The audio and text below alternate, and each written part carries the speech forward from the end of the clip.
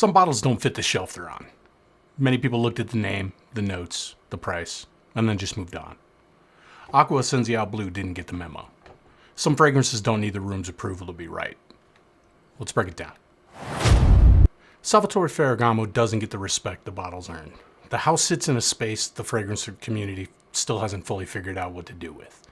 It's not a prestige designer, it's not a budget house, and it's not a niche player. It just makes good fragrance and lets them speak for themselves. Acqua Essenziale Blu is the clearest example of that. The community looked at the price, the name, and decided what it was before it even had a chance to say anything. Here's what they missed. This bottle sits exactly between Dylan Bleu and Bleu de Chanel. The muscular freshness of one, the buttoned-up elegance of the other. But it's not a clone of either. It's just a shortcut between them that most people walked right by. The community moved on before the argument was even made. It's because what's in this bottle isn't the affordable freshie everybody assumed. It's one of the best affordable all-rounder blue fragrances I own. And believe me, I own a lot of blues. Let's get into the scent. The opening is citrus, lemon and Calabrian bergamot, bright and clean. But the cardamom moves in almost immediately underneath it. That's the thing most people miss on the first wear. The spice keeps the citrus from going flat. It gives the opening a warmth that a straight freshie never has. Then the lavender steps in. This isn't the lavender that announces itself. It's powdery, softer than expected, more refined. It connects the citrus brightness to what's coming underneath without drawing all the attention to itself. The cypriol oil moves in quietly in the heart, earthy and slightly smoky.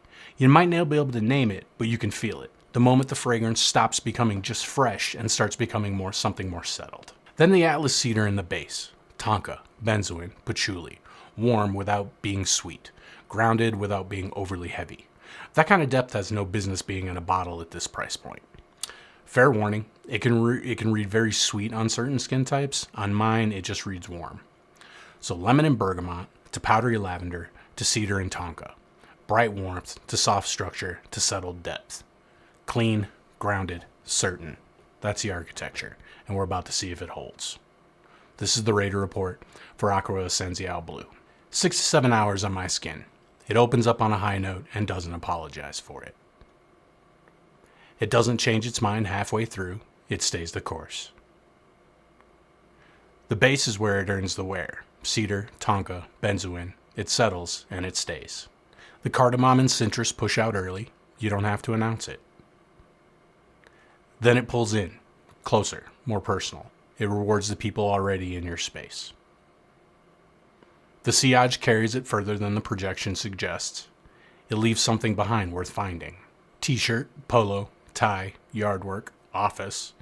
It belongs in all these spaces.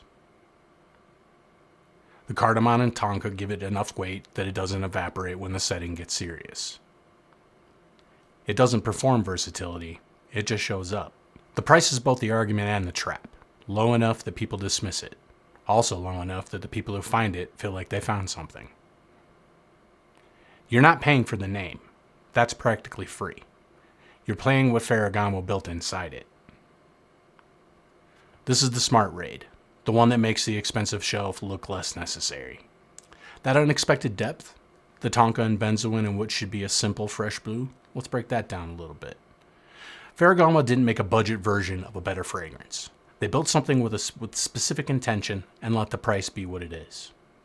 The boldness lives in the freshness and the depth. Neither one wins. But that's enough about the bottle.